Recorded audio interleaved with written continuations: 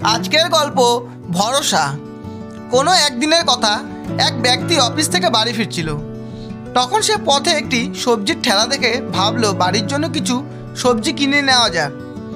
সবজি কেনার জন্য তখন সে সবজির ঠেলার সামনে গিয়ে দেখতে পেল ঠেলায় সবজি তো ছিল, কিন্তু কোনো বিক্রেতা ছিল না। তারপর আশেপাশে খোঁজাখুঁজি করার পর যখন সে কাউকেই খুঁজে পেল না, তখন সে চলেই যাচ্ছিল।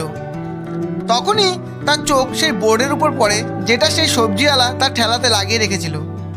তাতে লেখা ছিল, দাদা দিদিরা, আপনাদের যার যেই সবজির প্রয়োজন তার দাম এই বোর্ডে লেখা আছে। আপনারা আপনাদের পছন্দ মতো সবজি নিন, আর যার যতটা সবজির প্রয়োজন নিজেরাই পাল্লায় মেপে নিন, আর তার মূল্য পাশে রাখা ক্যাশ বাক্সে রেখে দিন। আসলে আমার বৃদ্ধ পিতা খুবই অসুস্থ।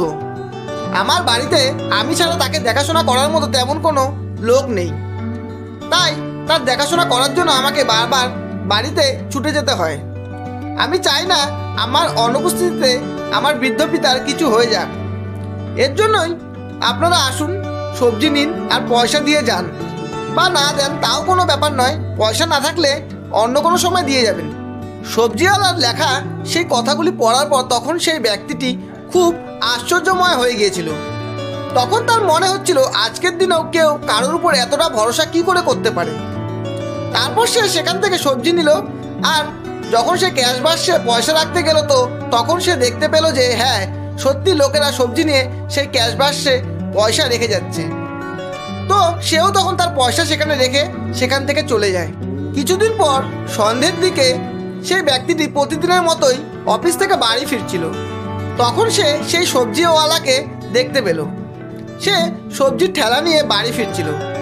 তখন সে সেই সবজিওয়ালার সাথে কথা বলতে চাইলো, তাই তার গাড়িটি রাস্তার একপাশে দাঁড় করিয়ে সেই সবজিওয়ালার কাছে গিয়ে তাকে জিজ্ঞাসা করলো, তুমি তোমার সবজির ঠেলা এতটা ভরসার সঙ্গে লাগিয়ে দোকান ছেড়ে চলে যাও, তোমার কখনো চিন্তা হয় না যে কেউ যদি পয়সা না দিয়ে চলে যায়? তখন সবজিওয়ালা বলল, না সাহেব, আমার মা বাবা ভগবানের উপর খুব ভরসা করে, আর আমি আমার মা বাবার উপর বিশ্বাস করি। আর তারা আমাকে বলেছে তুই যা, ভগবানের উপর ভরসা করে ঠেলা ওভাবেই রেখে দে, দেখবি তোর সাথে কখনো প্রতারণা হবে না। আর আমি তখন থেকে আজ পর্যন্ত এটাই করে থাকি।